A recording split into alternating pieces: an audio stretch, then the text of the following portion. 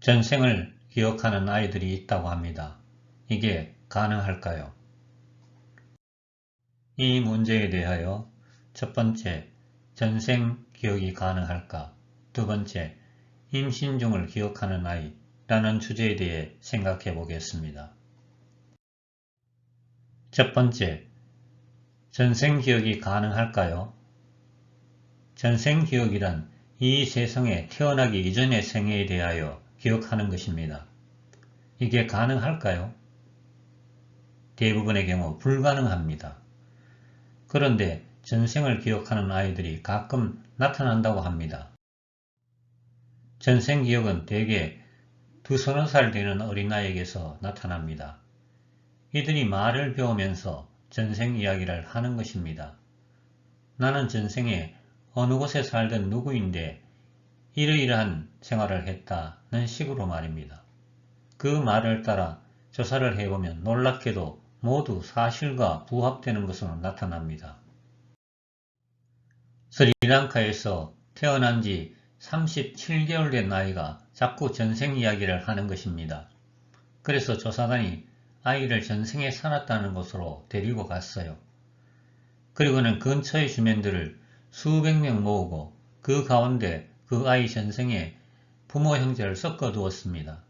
그리고는 그 아이들로 전생의 부모 형제를 찾아보라고 했어요.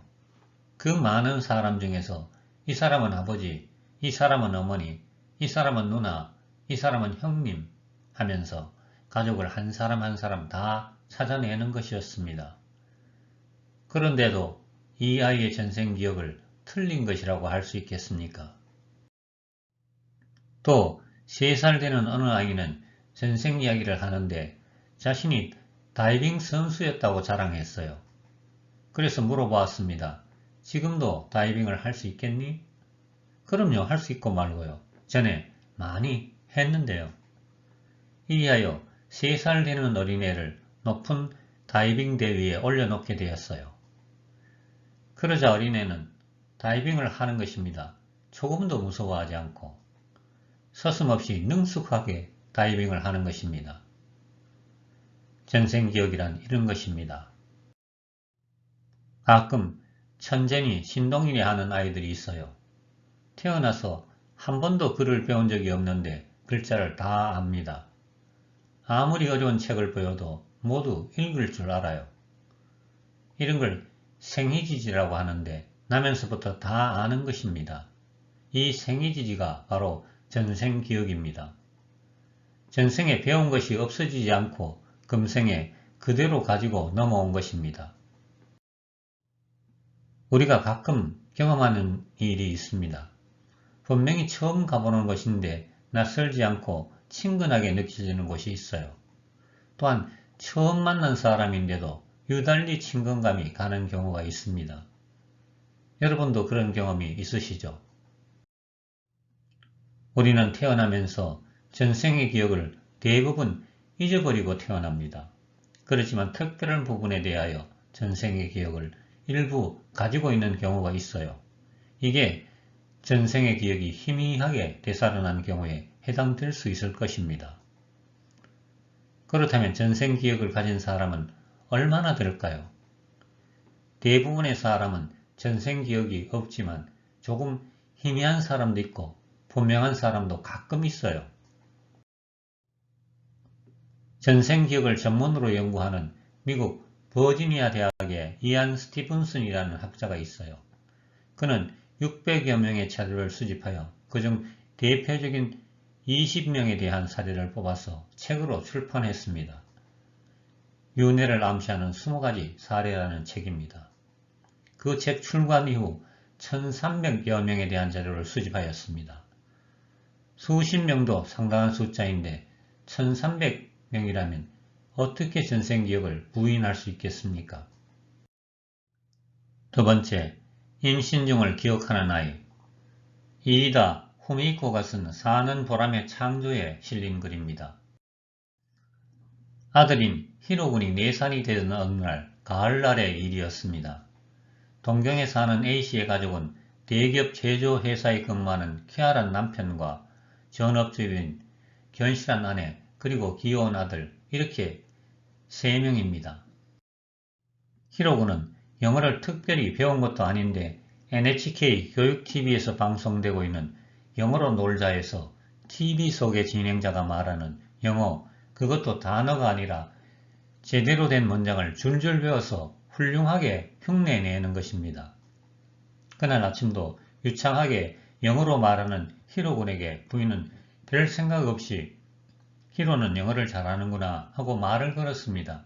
그랬더니 히로군은 마치 당연한 듯이 대답했습니다. 나 예전에 아메리카에 살았으니까. 물론 히로군은 미국에 살았던 적이 없습니다. 동경에서 태어나 그때까지 4년간의 인생을 줄곧 같은 맨션에서 살아왔습니다. 수개월로 같은 말을 물어보았더니 다시 수개월 전과 똑같은 말을 했습니다. 더욱이나 놀라운 말을 한 가지 더 추가해서 말합니다. 나 아메리카에 살고 있었어. 아메리카에 살면서 정말 즐거웠기 때문에 한 번 더 살아보고 싶다고 생각했어.